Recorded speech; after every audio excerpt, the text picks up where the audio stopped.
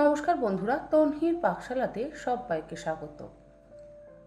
চটজলদি যদি কোনো মাছের প্রিপারেশন করতে হয় তাহলে এইভাবে বানানো যায়, আর খেতেও হয় অত্যন্ত সুস্বাদু। ভাপা মাছ। আজকে আমি এই ভাপা মাছটা করছি ভেটকি মাছের ফিলে দিয়ে।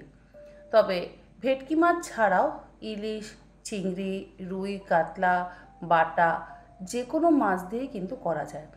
যারা কাঁচা মাছ খেতে পারেন না তারা সেই সমস্ত মাছগুলোকে ভালো করে ধুয়ে পরিষ্কার করে নিয়ে অল্প একটু লবণ আর হলুদ গুঁড়ো মাখিয়ে মিনিট 10 রেখে দেওয়ার পর তেলের মধ্যে হালকা করে ভেজে তুলে নিয়ে তারপরে বাকি প্রিপারেশনটা মোটামুটি একরকমভাবে করলেই খেতে অত্যন্ত সুস্বাদু হবে।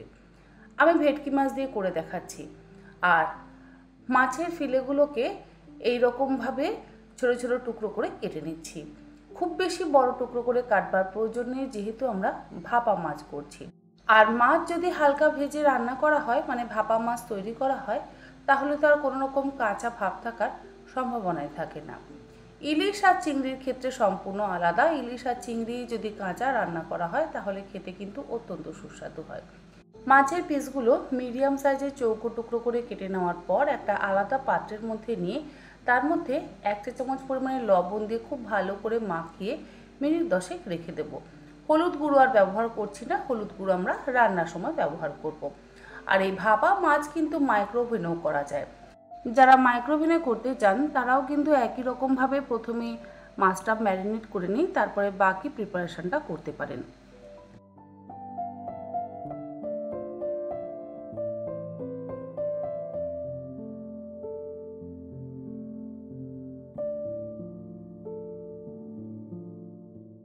মাছের পিসের মধ্যে লবণ মাখিয়ে নেওয়ার পর একটা গ্রাইন্ডিং জারের মধ্যে দিয়ে দিলাম 1 টেবিল চামচ পরিমাণে কালো সর্ষে আর 1.5 টেবিল চামচ পরিমাণে সাদা সর্ষে। 1/4 কাপ পরিমাণে দিয়ে দিলাম নারকেল কোড়া, 6টা কাঁচা লঙ্কা। নারকেল কুড়ে আমি ডিপ ফ্রিজে রাখি বলে এরকম জমাট বেঁধে থাকে। আর তার সাথে দিয়ে দিলাম 1/2 কাপ পরিমাণে টক দই। স্বাদ অনুসারে লবণ দিয়ে একসাথে খুব ভালো করে বেটে নেব। নারকেল কুড়ে আপনারা কোনো এয়ারটাইট কন্টেনারের মধ্যে করে ভরে ডিপ ফ্রিজে রেখে দিতে পারেন। কম করে 6 মাস ডিপ ফ্রিজে কিন্তু ভালো রাখা যায়। সবসময় তো নারকেল কোড়া সম্ভব হয় না, তাই একবারে নারকেল কুড়ে ডিপ ফ্রিজে কিন্তু আপনারা অবশ্যই স্টোর করে রাখতে পারেন। মশলা ভালো করে বাটা হয়ে যাওয়ার পর অল্প একটু জল দিয়ে আবারও মসৃণ করে বেটে নিলাম। এরপরে একটা বড় স্টিলের টিফিন বক্সের মধ্যে আমি বেটে নেওয়া মশলাটা দিয়ে দিলাম। এর মধ্যে দিয়ে দিলাম 3 টেবিল চামচ পরিমাণে কাঁচা সর্ষের তেল। তারপরে দিয়ে দিচ্ছি আমাদের লবণ মাখিয়ে রাখা ভেটকি মাছের টুকরোগুলো। যদি আপনারা মাছ ভেজে করতে চান তাহলে এই পর্যায়ে ভাজা মাছগুলোকে মশলার সাথে ভালো করে মাখিয়ে নেবেন।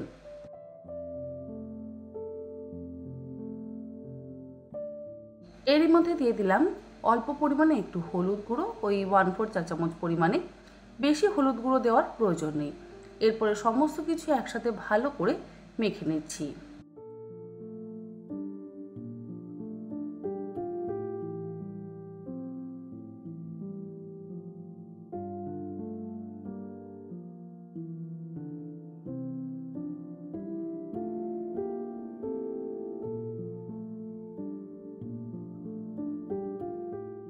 মাছের টুকরোগুলো মশলাতে ভালো করে মাখিয়ে নেওয়া হয়ে যাওয়ার পর 5-7টা কাঁচা পাকা লঙ্কাও দিয়ে দিলাম। লঙ্কা কিন্তু অবশ্যই ব্যবহার করবেন। এরপরে টিফিন বক্সের ঢাকনাটাকে বন্ধ করে দিয়ে আমি একটা বড় পাত্রের মধ্যে বেশ অনেকটা পরিমাণে জল দিয়ে একটা স্ট্যান্ড রেখে সেই স্ট্যান্ডের উপরে টিফিন বক্সটা বসিয়ে দিলাম। তারপরে ঢাকা দিয়ে গ্যাসের ফ্লেমটাকে প্রথমে হাইতে 5 মিনিট আমি রেখে দিয়ে মাছটাকে ভাপিয়ে নিলাম। তারপরে গ্যাসের ফ্লেমটাকে লোতে করে দিয়ে 5 মিনিট ভাপিয়ে নিচ্ছি। মাইক্রোওভেনে যারা করতে চান তারা টেম্পারেচারটাকে মিডিয়ামে করে দিয়ে, মানে হাই টেম্পারেচারটাকে একটু কম করে নিয়ে 10 থেকে 12 মিনিট আপনারা ম্যারিনেট করে নেওয়া মাছের টুকরোগুলোকে ভাপিয়ে নিতে পারেন। আবার প্রেসার কুকারেও আপনারা এই একই রকমভাবে করতে পারেন। আমি প্রেসার কুকারে গ্লাস লিড দিয়ে করলাম। আপনারা প্রেসার কুকারের ঢাকনাটাকে বন্ধ করে 1 বা 2টো সিটি দিয়েও কিন্তু এই ভাপা মাছ বানিয়ে নিতে পারেন। দেখুন আমাদের ভেটকি ভাপা একদম তৈরি। গরম ভাতের সাথে এর স্বাদ কিন্তু অসাধারণ। এইরকমভাবে আপনারা যে কোনো মাছ দিয়ে ভাপা মাছ তৈরি করে নিতে পারেন। আশা করি আপনাদের সকলেরই ভালো লাগবে। আজ তাহলে এই পর্যন্ত। আবার হাজির হয়ে যাব অন্যদিন অন্য কোনো রেসিপি নিয়ে। ভালো থাকবেন, সুস্থ থাকবেন। ধন্যবাদ।